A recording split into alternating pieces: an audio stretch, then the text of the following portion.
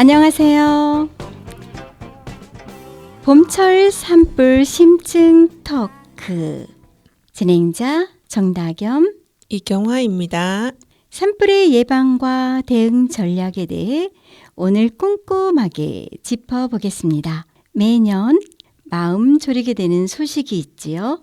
바로 산불인데요. 산불은 우리의 삶과 자연을 모두 위협하는 거대한 재난입니다. 오늘은 이 산불로부터 우리 자신과 가족, 이웃을 어떻게 지킬 수 있는지 그 지혜를 얻기 위해 전문가 한 분을 모셨습니다. 네, 서울 디지털대학교 김성재 교수님을 뜨거운 박수로 맞아주세요. 박수! 교수님 안녕하세요. 안녕하세요. 네, 안녕하세요. 반갑습니다. 오늘 귀한 자리에 함께 하게 돼서 반갑습니다. 네, 교수님. 산불이라고 하면 흔히 국가나 소방당국의 책임이라고 생각하기 쉬운데요. 교수님께서는 개인, 지역사회, 그리고 국가가 모두 함께 노력해야 한다고 강조하고 계신데요. 그 중에서도 개인이 실천할 수 있는 가장 중요한 첫 번째 단계는 무엇인지 궁금해요. 네, 중요한 것은 불씨를 만들지 않는 것입니다. 이것이 바로 산불 예방의 첫걸음이자 가장 기본적인 원칙이라고 할 수 있죠. 농가 밭두령 쓰레기 태우기 금지도 중요합니다. 산행 시 라이터나 성냥 사용을 자제하고 흡연은 반드시 지정된 장소에서만 해야 하겠습니다. 전기시설에 대한 노후 점검을 하고 임야 인근 주택에서는 전선 스파크나 누전되지 않도록 예방하는 것이 중요하고요. 가스 사용 시에서는 주변에 불씨가 남지 않도록 각별히 조심해야겠지요. 특히 작은 불씨 하나가 거대한 산불로 이어질 수 있다는 사실을 항상 명심해야 하겠습니다. 논이나 밭두렁을 태우다가 큰 불로 번지는 경우가 많으니 이런 행동은 철저히 삼가는 것이 매우 중요하다고 하겠습니다. 정말 그렇습니다. 그런데 교수님, 의외의 불씨도 있다고 들었어요. 네, 맞습니다. 산속에 벌어진 유리 조각 같은 곳에서 햇빛이 모아지면 불씨가 되어서 저마온으로 작용할 수 있습니다. 생활 속에서 전기시설 노후를 여부를 점검하고 임야 인근 주택에서는 전선 스파크나 누전을 예방해야 합니다. 가스 사용 시 주변에 미소하원 같은 불씨가 남지 않도록 조심하는 것이 중요하지요. 네, 우리가 무심코 지나쳤던 것들이 큰 재앙이 될 수 있겠네요. 그럼 산불이 발생하기 전에 미리 대비하는 것, 즉 대비 단계에서는 어떤 것들을 준비해야 할까요? 예, 대비는 사전 준비에 초점을 맞출 수 있는데요. 개인적으로는 가정 내에서 소화기나 어떤 N95 이상의 마스크를 준비하고 응급약품, 휴대용 손전 등 같은 안전물품을 준비해 두는 것이 좋습니다. 또한 가족과 함께 비상 연락망이나 대피 경로를 미리 확인하고 또 훈련해 보는 것도 중요하죠. 만약 산불이 발생했을 때는 대비해서 바람의 방향이나 집 주변의 도로 연결망을 미리 파악해 두는 것이 좋은 대비책이 될 수 있습니다. 그렇군요. 보통 화재가 나면 우왕좌왕하기 쉽잖아요. 네네. 전기가 나간 상태에서 만약에 화재가 났어요. 아니면 화재가 나면 전기가 끊어질 수 있잖아요. 이럴 경우는 출입구 찾기가 쉽지 않을 텐데요. 불이 났을 경우 벽을 잡고 한 방향으로 나아가야 한다고 들었어요. 네, 맞습니다. 불이 전기가 끊어지면은 앞이 안 보여서 깜깜하겠죠. 네. 비상구를 찾아서 나아가는 데 있어서는 빨리 하는 것보다 조심스럽게 방향을 잘 찾아서 나아가는 이런 이제 방법이 중요하겠습니다. 그것도 요령이죠. 알고 있으면 도움이 되겠네요. 네, 그렇겠네요, 정말. 네. 그런데 이미 불이 이제 시작됐다면 대응 단계에서는 어떻게 행동해야 할까요? 일단 산불을 발견했을 때는 즉시 119에 신고를 해야 합니다. 이때 발생 위치나 어떤 불의 규모 그리고 바람의 방향 어느 방향으로 연소 확대가 되는지 정확하게 알려주면은 초동 진화에 큰 도움이 되겠습니다. 불이 작을 때는 물이나 흙, 나뭇가지로 진화를 시도할 수 있겠지만은 불길이 조금이라도 커졌다면은 인명 대피가 중요하기 때문에 즉시 대피하는 것이 최우선이라 하겠습니다. 대피할 때는 바람의 반대 방향 그리고 안전지대로 이동하고 젖은 수건이나 마스크로 호흡기를 보호하면서 대피하는 것이 중요하겠습니다. 네, 그런데요. 불이 났어요. 그런데 제일 중요한 게 교수님은 지난 시간에도 그렇고 인명피해를 막는 것이 제일 중요하다고 거듭 말씀하셨잖아요. 그런데 집에 기증품이 있단 말이에요. 금은 보화가 그쵸, 그쵸. 있을 수도 있고요. 네네. 아주 소중한 것들이 있을 수 있는데 이럴 때는 막 그때는 그 자기의 몸보다도 그걸 더 가치 있게 여겨서 불로 뛰어드는 사례가 있을 것 같아요. 네, 계속 생각날 것 같아요. 네, 아까워서. 예, 이거 망설여지게 되고. 네. 네네. 교수님 이런 경우도 있죠. 화재 현장에서. 우리가 이제 산불을 이렇게 주제로 하고 있는데 네. 이제 집불의 경우에는 네, 참 예, 이런 사례들이 많고요. 아, 네. 저는 그래 집불을 많이 취급을 하고 있는데 산불이 이렇게 이제 사람이 살고 있는 인가로 확대되는 경우도 있고 그래서 우리 이제 119에서도 신경 쓰고 있는 부분인데요. 집이 아무리 귀한 것이 있다 하더라도 이제 대피한 이후에 다시 집 안으로 들어가는 이런 일이 없도록 해야 되겠습니다. 아, 네. 정말 귀에 쏙쏙 들어오는 핵심적인 조언 감사합니다. 일단은 목숨이 제일 중요하다는 거죠. 네. 의치 확인 제대로 하지 않고 신고자가 이런 경우 있었어요. 신고를 했는데 거기가 어디예요? 몰라요. 산불이 난 곳이 어디입니까? 몰라요. 이렇게 한다면은 되게 답답할 것 같아요. 산불이 우리 등산객의 입장에서도 산의 정확한 위치를 말하기는 좀 어렵습니다. 그렇죠, 그렇죠. 그래서 그런데 이제 자신의 입장에서 이렇게 보는 서 있는 위치하고 보는 위치 그리고 어느 방향이고 어느 정도의 능선에 위치하고 있다는 요 정도만 하면은 이제 우리 전국적으로 이제 좀 화질이 좋은 이렇게 CCTV로 이렇게 감시 관리 체제가 돼 있습니다. 그래서 네. 어느 정도 뭐 이제 산불을 초기에 발견했는 등산객의 입장에서 이렇게 최선을 다해서 위치를 알려주면은 우리 정부 당국에서 정확하게 이렇게 산불의 위치를 파악해서 초동 조치할 수 있는 체제를 갖추고 있습니다. 네, 일단은 훌륭한 소방관님들이 계셔서 네, 저희가 이렇게 또 안전하게 이렇게 생활할 수 있는 거에 대해서 매우 감사한 마음이 드네요. 잠시 산불로부터 자연을 지키고자 하는 마음을 담은 노래 한 곡 듣고 이어가겠습니다. H2O의 안개. 음악 잘 들으셨나요? 다시 들어왔습니다. 지금까지 개인의 역할에 대해 집중적으로 이야기해 보았는데요. 지역사회와 국가의 역할에 대해서도 좀 더 자세히 알아보겠습니다. 네, 오늘 교수님 말씀을 들으니까 평소에 무심히 지나쳤던 어떤 행동들이 얼마나 위험한지 다시 한번 깨닫게 되네요. 네, 맞아요. 개인을 넘어 지역사회의 역할에 대해 이야기해 보겠는데요. 교수님, 네, 알겠습니다. 지역사회는 어떤 역할을 해야 할까요? 네, 지역사회는 공동의 힘으로 예방, 대비, 대응 시스템을 강화하는 것이 큰 핵심이라고 할 수 있는데요. 특히 감시와 교육, 대비 체계 구축, 공동 대응 이 세 가지 단계로 접근해야 효과적인 안전망을 형성할 수 있다 하겠습니다. 예를 들어서 지자체 주관으로 산불 예방 캠페인을 열고 학교나 마을 회관에서 안전교육을 정기적으로 실시하는 것이 중요하다 하겠습니다. 네, 저도 얼마 전에 마을 주민들이 함께 모여서 산불 대비 훈련을 하는 걸 봤어요. 정말 그렇게 하는 훈련을 보니까 든든하더라고요.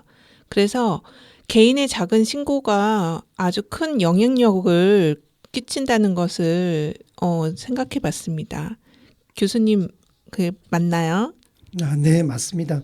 지역사회에서 작은 불씨라도 즉시 신고해서 유사시의 피해를 최소화하는 초기 발화 신고 체계를 하여튼 굳건하게 해야 되겠습니다. 주민들이 자율적으로 감시 활동에 참여하고 골든타임에 신고하는 이렇게 문화가 정착되면은 훨씬 더 빠르게 대응할 수 있겠습니다. 마을 주변에 완충 녹지대, 즉 이제 파이어 브레이크라고 하는데요. 이런 지대를 조성해서 불길이 확산되는 것을 막고 산림 내의 가연성의 물질, 즉 낙엽이라든가 마른 가지 같은 것을 정기적으로 제거하는 이런 활동이 결국 예방 활동이 되겠습니다. 네, 개인의 신고가 지역사회의 시스템과 연결되는 것이군요, 교수님. 그럼 이제 국가 차원의 역할에 대해서도 좀 여쭤보겠습니다. 국가는 어떤 노력을 현재 하고 있나요? 예, 국가의 우리 헌법상의 국민의 생명과 재산, 재해를 예방할 수 있도록 의무 조항을 두고 있는데요. 그래서 당연히 국가는 이제 산불 대비와 대응을 위해서 법과 제도를 만들고 첨단 기술을 개발하며 통합지휘 체계를 구축하는 등 총괄적인 대응 활동을 전개합니다. 즉 산림보호법이라든가 산불 방지법 등을 강화하고 위반 시에 처벌을 엄격하게 해야 하겠습니다. 또한 산림청 주도로 산불에 취약한 지역을 특별 관리하고 방화림을 조성해서 대형 산불 확산을 방지하는 이런 활동이 필요하겠습니다. 네. 최근에는 드론이나 인공위성 같은 첨단 기술이 많이 발달됐잖아요. 산불에도 이런 것을 많이 활용한다고 들었어요. 맞나요? 네, 맞습니다. 우리 국가 차원에서는 인공위성이나 드론, AI 기반의 산불 조기 감시 시스템을 운영하고 있고 과학기술이 적극적으로 이렇게 연계해서 연구 개발도 하고 있는데요. 또한 기상청과 협력해서 산불 위험 예보제도 고도화하고 산불 위험 지수를 실시간으로 공개하는 시스템도 구축하고 있죠. 이런 기술적인 탐지 체계를 통해서 감시 인력의 한계를 보완하는 이런 역할을 하고 있습니다. 아, 네, 그렇군요. 네, 맞아요. 그런데요, 교수님, 저희가 지금 개인 차원, 사회적 차원, 그다음에 국가 차원 이렇게 살펴보았는데요. 그것을 우리 청취자들이 쉽게 개인 차원은 땡땡땡이다. 지역사회 차원은 땡땡땡이다. 이렇게 쉽게 또 요약해서 한마디로 해주시면 훨씬 더 여기 메모리에 저장이 될 것 같아요. 네, 산불의 예방과 대비 대응 전략 가운데서 우선 개인적인 차원의 내용을 보면은요, 개인은 먼저 불씨를 만들지 않는 예방이 있겠고요. 다음으로 미리 대비하는 대비 단계, 다음에 빠르게 대피하는 대응 단계, 이렇게 세 가지 단계로 실천을 해야 우리 산불로부터 우리 가족과 이웃을 지킬 수 있겠습니다. 네, 매우 중요하군요. 일단은 제일 중요한 거는 불씨를 만들지 않는 게 제일 중요한 것 같아요. 네, 맞아요. 근데 불씨가 필요하잖아요. 살면서. 근데 이 불씨를 어떻게 안전하게 사용해야 되겠죠. 네, 평소 생활에서 불씨를 철저하게 관리하는 습관이 필요하죠. 흡연이나 라이터, 성냥 이런 사용을 산에선 특히 자제하고요. 그리고 이제 작은 불씨가 큰 불로 이어지기 때문에 논이나 밭에서 쓰레기 태우기 이런 것도 금지해 주시고, 산림 인근에서는 담배나 이런 불 사용을 철저하게 이제 자제해 주시는 것이 중요하다고 생각합니다. 그리고 생활 속에서 전기나 가스도 항상 점검을 하시고 불씨가 남지 않도록 조심해야 되는 습관이 필요하다고 하겠습니다. 그리고 생활에서는 어떤 이제 쓰레기나 이런 것도 산림 내에서 버리지 않는 그런 안전한 활동과 그다음에 인위적인 불사용 이런 것들이 금지되어야 된다고 생각합니다. 저도 그렇게 생각합니다. 청취자 여러분은 어때요? 네, 고개 끄덕이고 계시죠? 네. 교수님, 이렇게 개인적인 차원에서 우리가 어떻게 해야 되는지, 평소 생활 속에서 이제 실천도 이제 살펴봤는데요. 지역 사회의 차원에서 무엇이 중요한지 한 번 더 짚어주시면 좋겠습니다. 네, 지역사회 차원에서는 우선 산불에 대한 평소의 감시와 또 산불에 대한 정보, 그리고 산불이 나면은 어떻게 우리가 대처를 해야 되는 것에 대한 우리 지역 주민들에 대한 교육이 필요하겠고요. 다음으로 이러한 이제 산불의 상황에 대비하는 이렇게 대비 체계를 구축을 지역 사회에서 해주시기 바라고, 다음으로 이렇게 산불이 나면은 공동으로 대응할 수 있는 이런 체제로 갖추는 것이 중요하다고 하겠습니다. 네, 교수님 말씀 듣고 보니까요. 지역 사회는 개인보다는 공동의 힘으로 예방하고 대비하고 대응하는 이런 시스템을 강화하는 것이 핵심인 것 같아요. 만약에 지금 산에 불이 났어요. 그럼 누가 가나요? 소방관들이 소방차를 끌고 이제 그 산불 진화에 나갈 거 아니에요. 그러면은 어디를 통해서 가요? 도로를 통해서 가겠죠. 그런데 길이 꽉 막혔어요. 그러면은 우리 운전자들의 협조가 절실히 필요하겠네요. 이때는 길을 터주는 그런 마음이 필요하겠네요. 네, 맞습니다. 그래서 우리가 응급보다는 긴급이 더 이제 이렇게 급하다고 보여지는데요. 우리 긴급 이제 출동 차량들이 지나갈 때는 이렇게 정말 모세의 기적같이 한 발 양보를 해주면은 정말 조금이라도 이제 빨리 도착할 수 있고, 우리 긴급 차량을 기다려서 이렇게 귀중한 생명과 재산을 좀 지켜달라고 요청하는 이런 우리 국민들을 생각할 때 우리 조금의 양보가 좀 필요하다고 하겠습니다. 네, 중요한 것 같아요. 어제는 운전하고 가는데요, 교수님. 젊은 20대 같아요. 머리 노랑물 들인 젊은 청년이 담배를 이렇게 피면서 운전을 하는 거예요. 근데 그 담배꽁초를 그냥 휙 버리잖아요. 그럼 버리는 운전자가 많은 것 같아요. 그런데 그때 마침 바람이 막 불어. 그래서 담배꽁초가 그 길 옆 풀더미나 나무나 이런 거 바람 타고 가서 떨어지면 이것도 화재, 산불로 이어질 수 있죠. 예, 좋은 질문입니다. 일단 우리 그 도로교통법상에 이제 우리 도로를 운전하는 이제 차량들이 담배꽁초라든가 침, 기타 쓰레기를 버리는 자체가 경범죄로 처벌을 하고 있죠.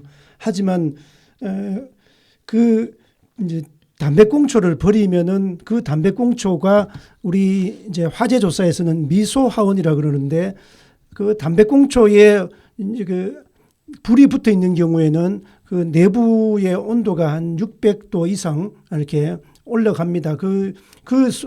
이제 온도가 다른 이제 이렇게 바람과 또는 이렇게 가연물과 접촉하면은 나중에 그 미소 화원이 이렇게 점점 이렇게 이제 유염 화원으로 이렇게 바뀌면서 이제 집불이든 산불이든 이렇게 전화될 수 있는 이런 어떤 화재의 원인이 될 수 있는 이런 가능성이 있습니다. 교수님은 특히 안전에 대해서 연구를 많이 하고 계시잖아요. 저는 담배 피는 분들 보면은 재떨이가 있잖아요. 휴대용 재떨이가 지금 다 의무적으로 담배 피는 분들은 갖고 다녔으면 좋겠어요.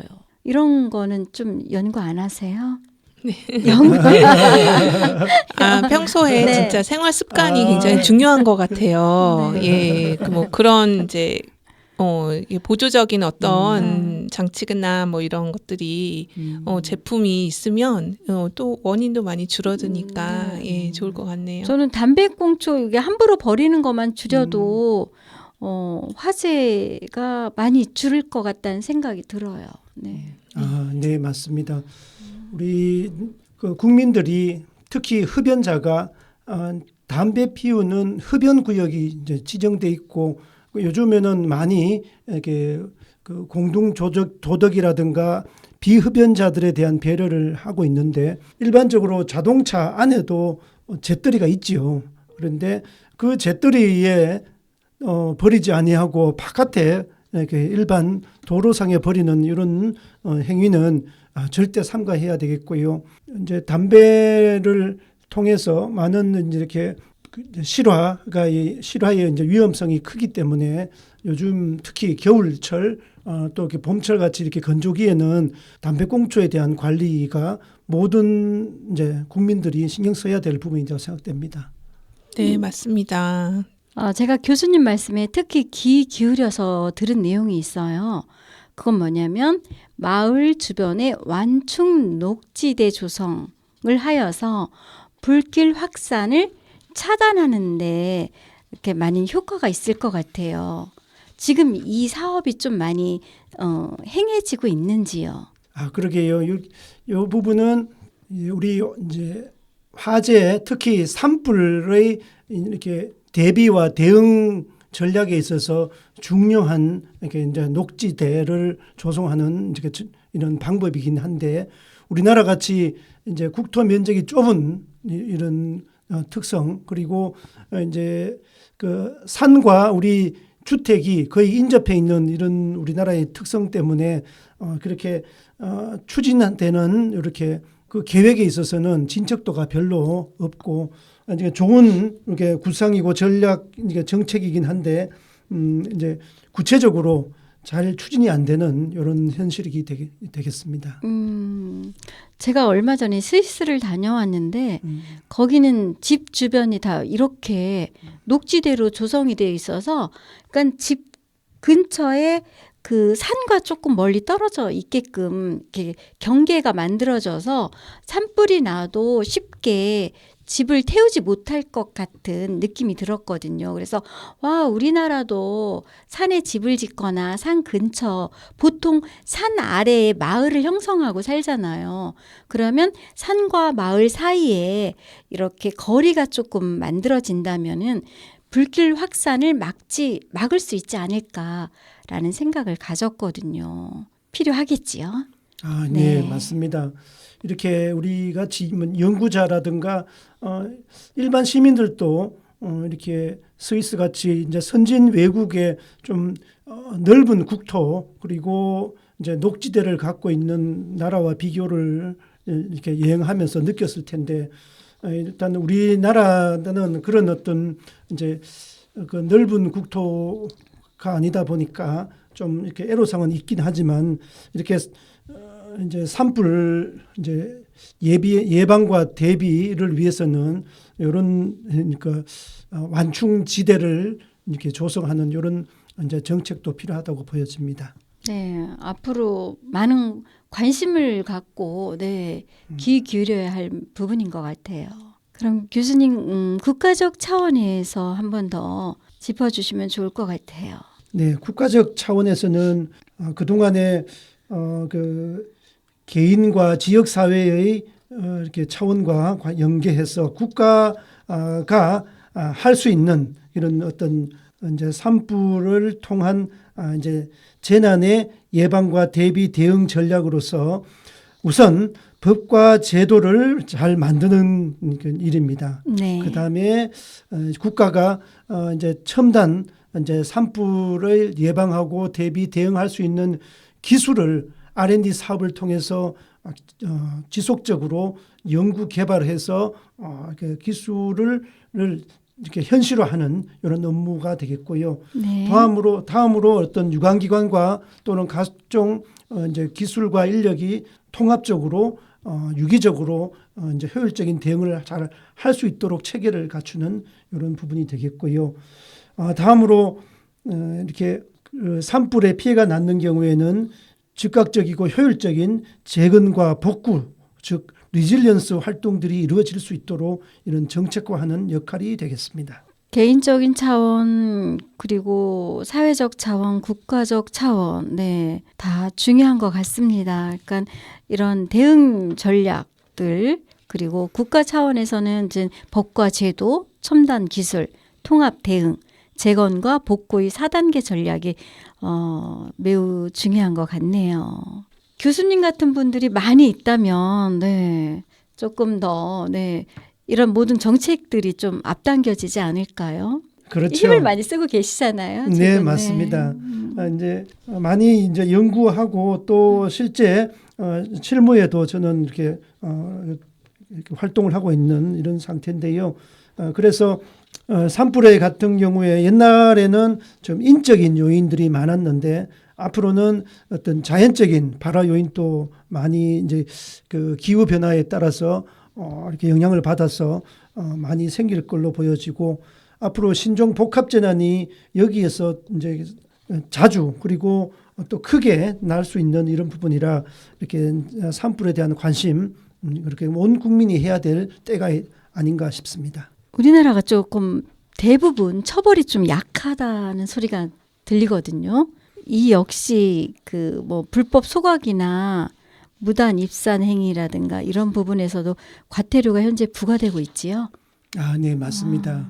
그래서 이제 산불 관련 법, 그다음에 이제 경범죄 처벌법 기타 이렇게 법령에 의해서 우리 단순하게 생각하는 우리 이제 국민들의 이제 입산 금지라든가 화기 취급 뭐 그리고 또 어떤 실화 책임의 경우에 이렇게 처벌을 하지만은 그 법령에 제대로 처벌이 안 되는 이런 부분도 있고 또 법이 어떤 사각지대도 있는 이런 상태에 있는데 앞으로 이런 안전 관련 법령도 이제 국가가 많이 정비를 하고 지방자치단체의 조례 규칙도 이제 정비를 하면서 또 이게 법을 집행하는 데 있어서는 좀 엄격하게 누구든지 이렇게 법 앞에는 평등하다는 이렇게 원칙 하에 이렇게 집행이 되었으면 하겠습니다.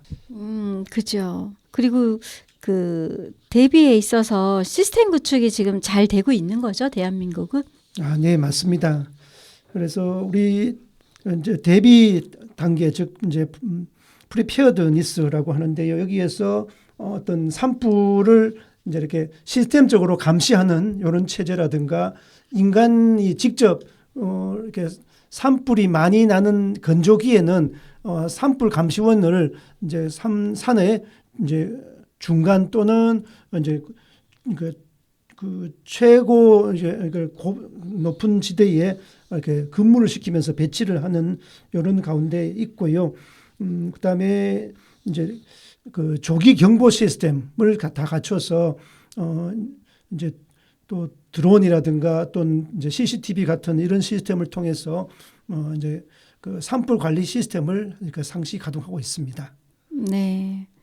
저희들이 뭐 낮이나 밤이나 네, 편안하고 또 안전하게 지낼 수 있도록 밤낮이 없어요, 소방관님들은. 그래서 저희를 안전하게 지켜주시는 네, 대한민국 소방관님들에게 다시 한번 네, 감사를 드립니다. 그럼 잠시 쉬어가는 의미로 모두가 함께 산불을 이겨내자는 의미를 담은 노래 한 곡 듣고 오겠습니다. 이적이 부릅니다. 걱정 말아요 그대. 네, 다시 돌아왔습니다. 산불 안전망은 개인, 지역, 국가가 따로따로 움직이는 것이 아니죠? 교수님 그렇죠? 네, 맞아요. 네. 우리 안전이라는 것이 내만 안전을 챙겨서 안전이 지켜지는 게 아니고요. 필연적으로 이렇게 상대편 그리고 우리의 안전을 내가 지켜야 모두가 안전하는 이런 사회가 되고 그것이 결국은 국가 전체적으로 재난 안전이 지켜지는 것인데요. 그래서 우리 산불에 대한 안전망을 보면은 개인은 불씨를 차단하고 지역사회는 공동으로 대응하며 국가는 제도와 기술 지원을 통해서 우리 재난관리의 4단계 중에서 이제 예방하고 대비하고 대응할 수 있는 이런 유기적인 산불 그 관리 체계로 움직이는 이런 안전망이 결국은 세 겹줄의 안전망, 즉 트리플 세이프티 네트라고 하는데 이렇게 안전망이 지켜져야 이렇게 그 전략으로서 갖춰줄 수 있겠습니다. 네, 그럼 불씨가 가장 큰 원인이기 때문에 이 불씨를 차단하기 위해서 개인과 지역사회, 국가는 서로 어떤 협력을 해야 할까요? 네, 맞습니다. 불씨는 우리 이제 초등학교 때 배웠던 가장 중요한 연소의 요소입니다. 그래서 어떤 연소가 되기 위해서는 이제 불씨 같은 점화원과 어떤 가연물, 이제 산소는 이렇게 산에 엄청 많으니까 이렇게 연소의 3요소가 다 갖춰지는 가운데 불씨가 기본적으로 생기지 않아야 되겠고요. 생기더라도 차단할 수 있는 이런 체제가 돼야 되는데 개인으로는 흡연이라든가 그 담배꽁초 기타 어떤 그 화기 취급에 있어서 주의를 해야 되겠고 입산할 때는 화기를 취급하지 않아야 되겠고요. 그다음에 지역 사회에서는 불법 소각을 단속을 하고 감시 체제 그리고 신고할 수 있는 이런 체제를 갖추고 국가는 이제 법과 제도를 통해서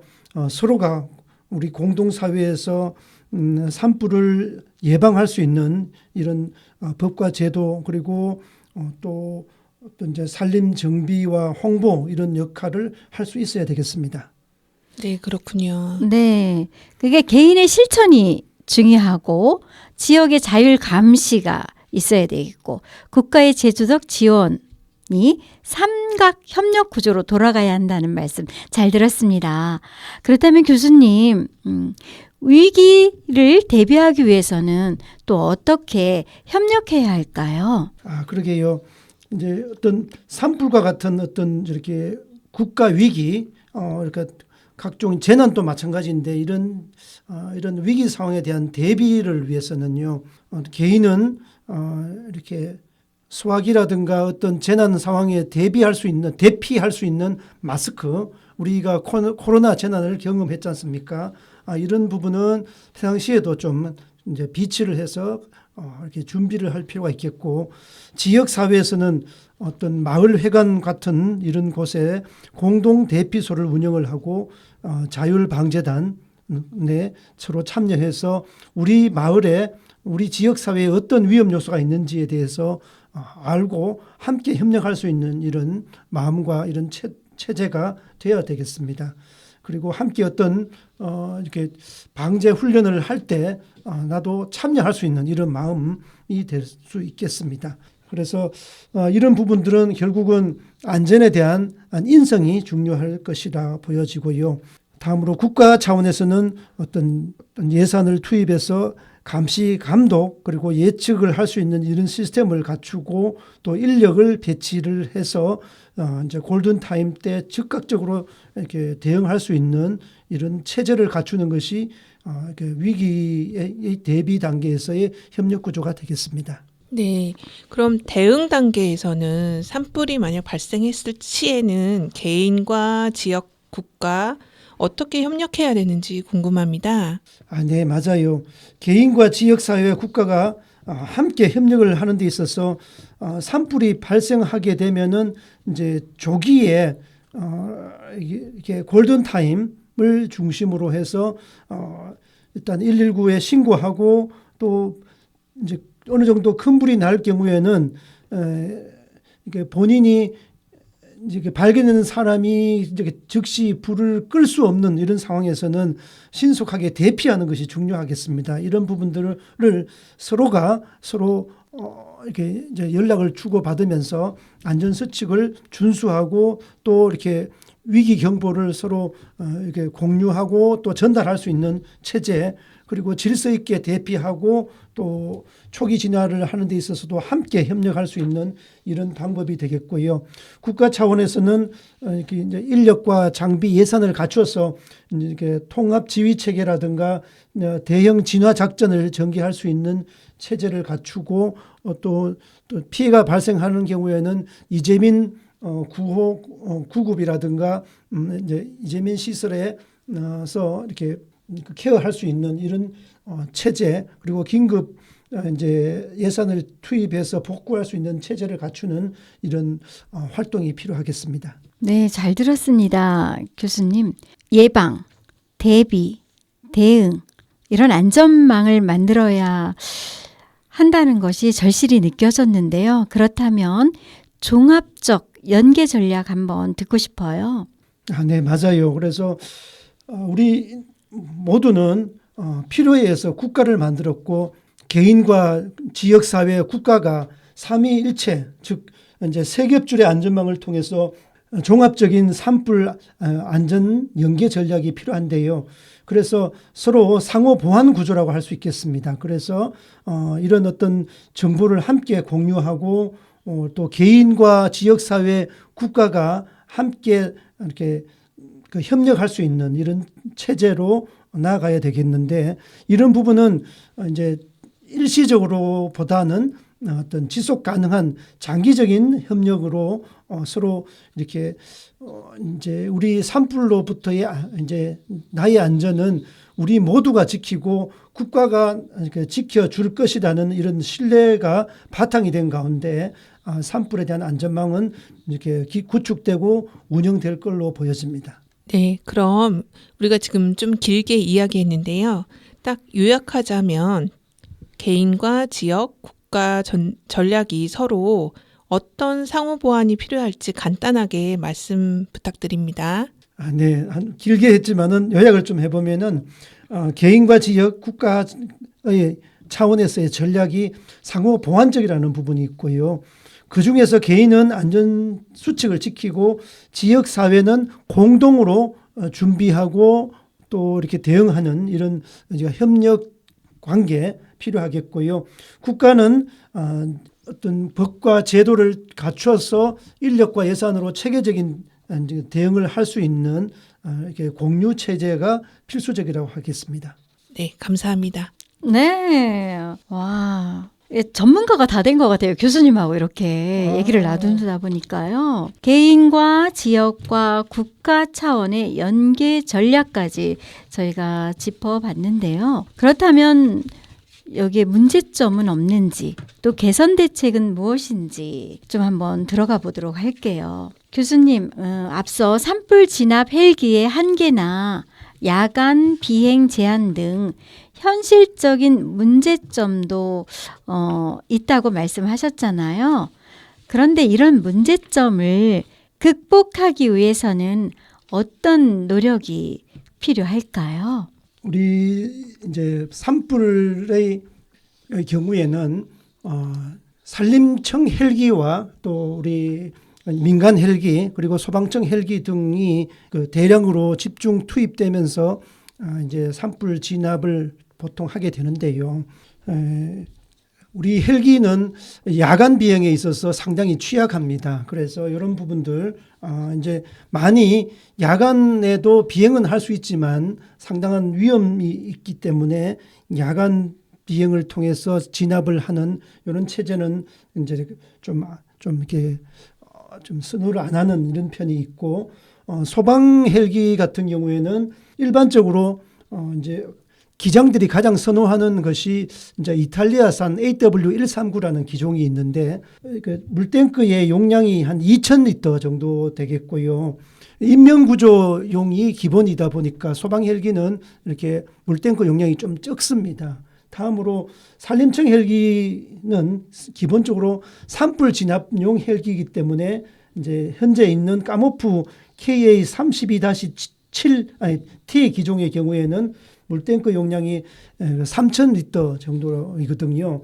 그래서 기본적으로 어떤 대형 산불의 경우에는 산림청 헬기를 통해서 이렇게 대량 이렇게 방수하면서 진압을 하는 이런 형태로 되어 있고, 이렇게 산불이 확대되는 경우가 이제 바람에 의한 비화, 즉 그러니까 산불이 날아다니죠. 네. 이제 이 산에서 불났던 것이 엄청 강풍에서 저 산으로 막 날아가서 오히려 산림청 헬기보다도 산불이 먼저 이제 앞질러서 날아가는 이런 경우도 있고 한데, 여튼 강풍의 경우에는 이제 산불 진압의 애로사항이 많고, 특히 야간의 경우에는 더 그렇다. 원래 2025년 이제 경북 경남의 산불의 경우에 상당히 앞으로 이런 이제 대형 산불의 위협을 우리는 좀 느끼는 한 해가 되었습니다. 네, 그런 어떤 기술적인 부분도 굉장히 중요한데 사람에 대한 투자나 이런 부분도 많이 필요하지요. 그래서 이런 부분에 대해서 조금 말씀해 주셨으면 합니다.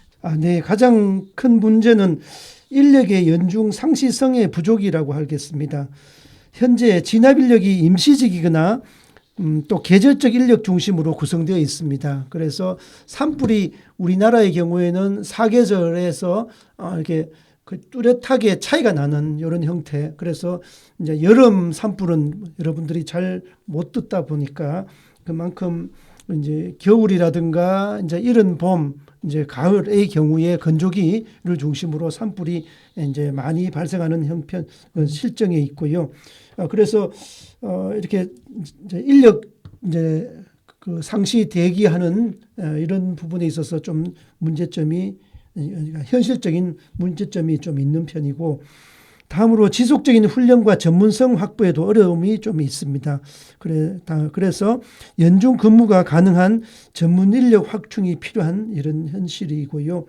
기후변화에 맞춰서 산불 위험 지도를 정기적으로 갱신하고 특히 고령자나 취약계층을 위한 비상이송 지원 체계를 이제 강화해야 하는 이런 현실적인 과제를 안고 있습니다. 네, 그렇군요. 그렇다면 우리 모두가 일상생활에서 실천할 수 있는 행동들을 한 번 더 정리해 주시면 좋을 것 같아요, 교수님. 네. 첫 번째는 이제 예방 단계인데요. 우리 국민 모두가 함께 어떤 담배꽁초를 버리거나 논두렁을 태우는 등의 작은 불씨를 만들지 않는 이런 행동 실천이 중요하겠고요. 두 번째 대피 단계에서는 가정 내에 소화기나 마스크 같은 이런 어떤 이제 비품을 준비해서 가족들이 전체가 대피를 해야 되는 상황에서는 이렇게 함께 대피할 수 있는 계획과 또는 주기적인 어떤 이렇게 대피 훈련도 실시할 필요가 있겠습니다. 다음으로 대응 단계에서는 산불 발견 즉시에 119에 신고하고 불이 커지면은 즉시 대피하는 이런 어떤 이제 순간 판단력이 필요하겠고요. 대피 후에는 행정 당국의 안내에 따라서 행동하면 되겠습니다. 네, 아주 작은 불씨가 큰 재앙을 만든다는 어떤 교훈적인 메시지가 정말 와닿습니다.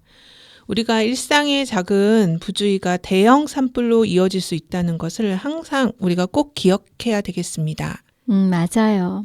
저는 안전은 나의 실천에서 시작된다는 교수님의 말씀이 기억이 남아요.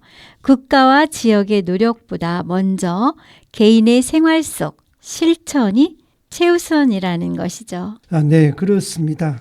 안전은 하나의 공동체, 하나의 안전망이라고 할 수 있겠고, 아까 제가 말씀드렸다시피 안전은 내가 지키고 또 남의 안전도 지킬 수 있는 이런 마음의 이제 여유, 그리고 그런 어떤 안전에 대한 마인드, 안전 인성이 중요하다고 하겠고요.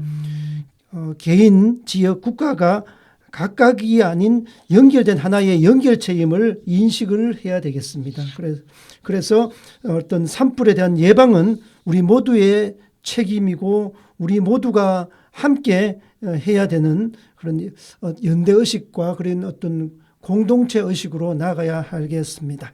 저는 산을 지켜야 한다는 그런 책임감이 조금 이 시간을 통해서 더 많아진 것 같은데요. 산을 지키는 것은 곧 생명을 지키는 일이다라는 교수님의 말씀이 조금 와 닿았습니다. 오늘 정말 중요한 교훈을 얻어가는 시간이 된 것 같아요.